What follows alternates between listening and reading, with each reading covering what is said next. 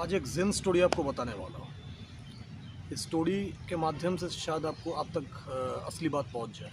इस स्टोरी को सुन के ही आप रिलेट कर लोगे कि एग्जैक्ट कहना क्या चाहता हूँ मैं। ये स्टोरी बहुत रिलेटिव है। तो ऐसा हुआ कि एक टाइम पे एक ज़ेन मास्टर एक गांव में रहा करते थे। उनके पास उस गांव के बहुत से लोग आते थे धर्म कथा सुनने, उनका प्रवचन सुनने, उनसे ज्ञान लेने। तो वो ज़्यादातर लोग जो आते थे उनसे ज्ञान प्राप्त करने या आध्यात्मिक जिज्ञासा लेके, तो उनको वो एक ही बात कहते थे कि तुम जो भी करने आए हो वो बाद में करना, जो भी कहने आए हो मुझसे, जो भी रिक्वेस्ट लेके आए हो, पहले काम करो, चुपचाप वहाँ पे जाके बैठ जाओ। कोई प्रैक्टिस, स्पिरिचुअल प्रैक्टिस क्या होना चाहिए, क्या साधना करना चाहिए, क्या आध्यात्मिक प्रोग्रेस होना चाहिए, जीवन को बेहतर कैसे बना, उसका एक ही सोल्यूशन था, चुपचाप बैठे रहो। जीवन सत्य की प्राप्ति कैसे होगी, ये सवाल भी अगर उनसे पूछा जाए तो उसका जवाब एक ही था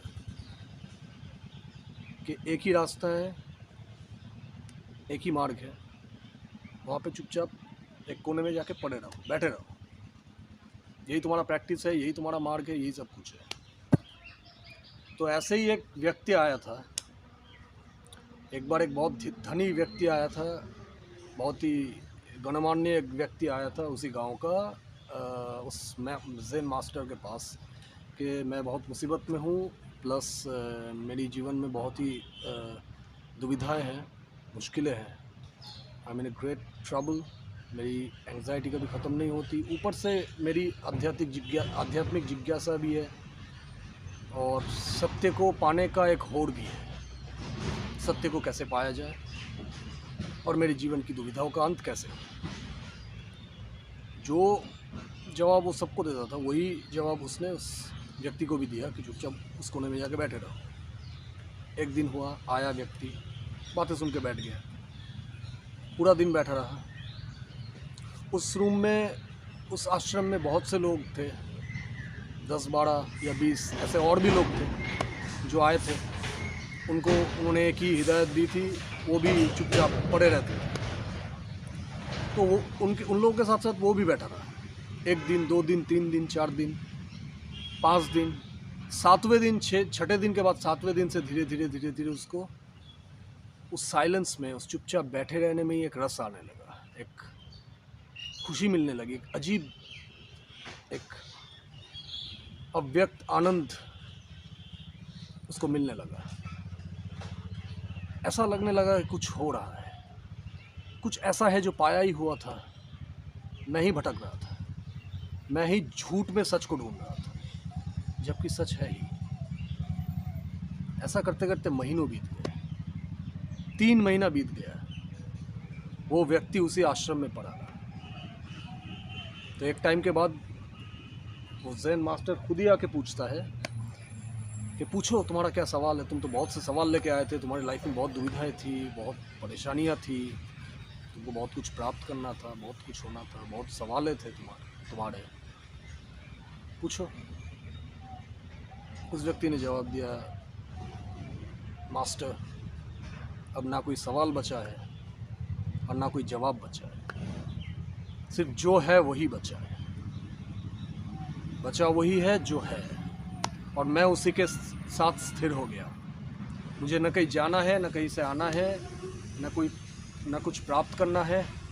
मुझे समझ में आ गया है कि इंसान जो भी प्राप्त करता है वो स्वभाव से ही प्राप्त होता है।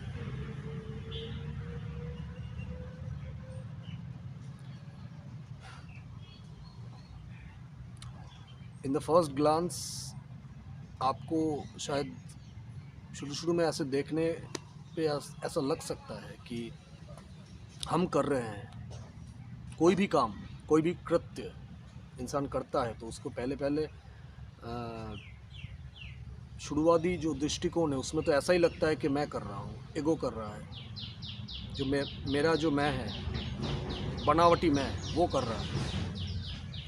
लेकिन जब ये पूरा खेल धीरे धीरे समझ में आता है तब पता चलता है कितनी बड़ी गलतफहमी थी। यहाँ पे कोई कुछ करता नहीं है, यहाँ पे सब कुछ होता है स्वभाव से, करने वाला कोई नहीं। और जितने भी सवाल हैं उनके जवाब हैं, सवाल जवाब कभी ख़त्म नहीं होते, ये चलता रहेगा, ये सिलसिला चलता रहेगा।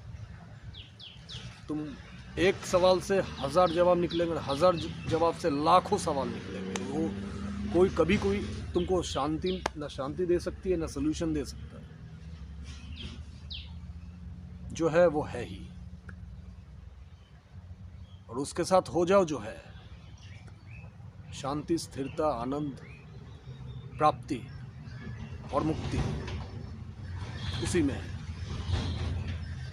वही चाबी है, that is the key, that is in your hand already, which you are looking for all over the places. It will never to be found anywhere because it is already there with you. Namaste.